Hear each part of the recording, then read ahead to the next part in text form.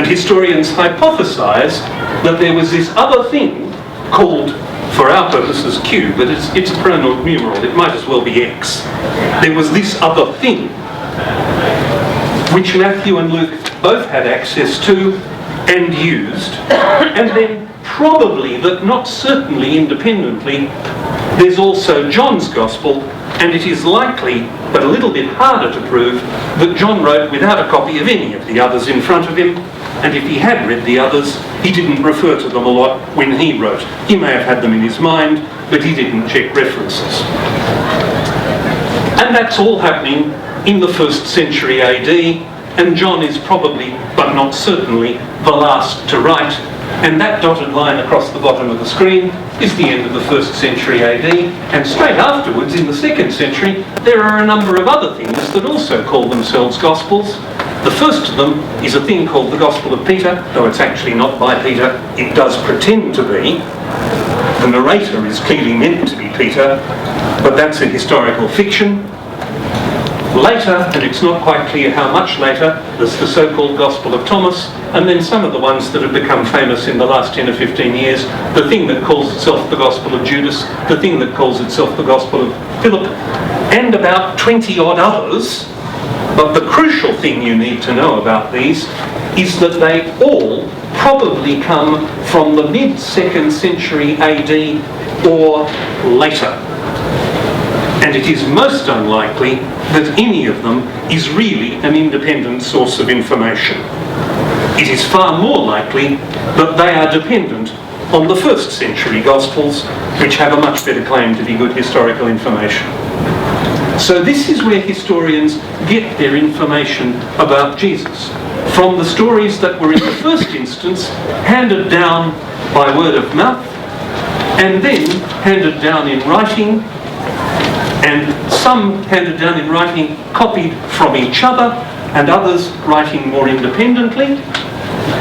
That's where we're getting our information to know who this Jesus person was in the 1st century AD. Now there's one last thing I want to tell you about, and that's the whole business of the stories of Jesus being handed on in the first instance by word of mouth, by oral tradition. People do tend to worry about this because in our culture most people's experience of what we call oral tradition is limited to the well-known children's game Chinese Whispers. But historians have realised there are actually 3 rather different ways that word-of-mouth stories can be passed on. The first of them is what's called free performance oral tradition, which is roughly speaking the equivalent of Chinese Whispers.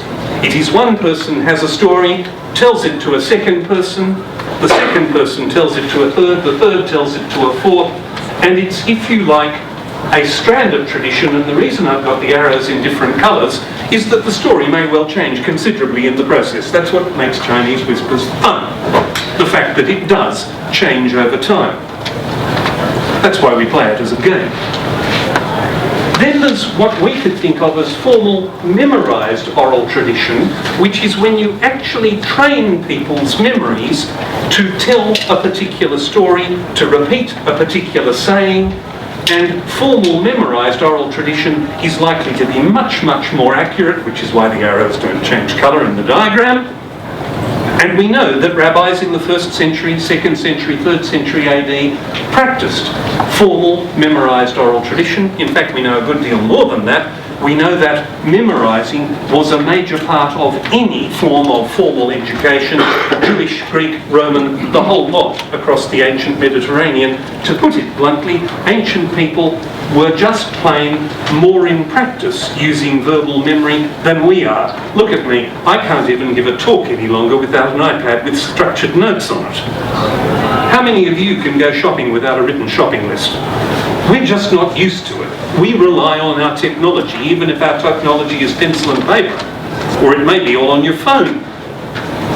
But ancient people who did not have such technological aids freely available to them used their memories much more than we do, and as a result, like any other muscle, except of course memories aren't technically muscles, but you know what I mean, like any other muscle, it got stronger.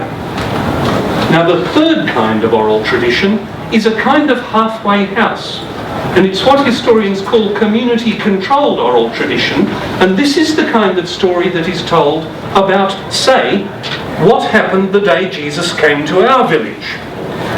And almost everybody remembers what happened, and they tell it to each other and to outsiders, and this isn't just a chain of tradition, this is a kind of network of tradition.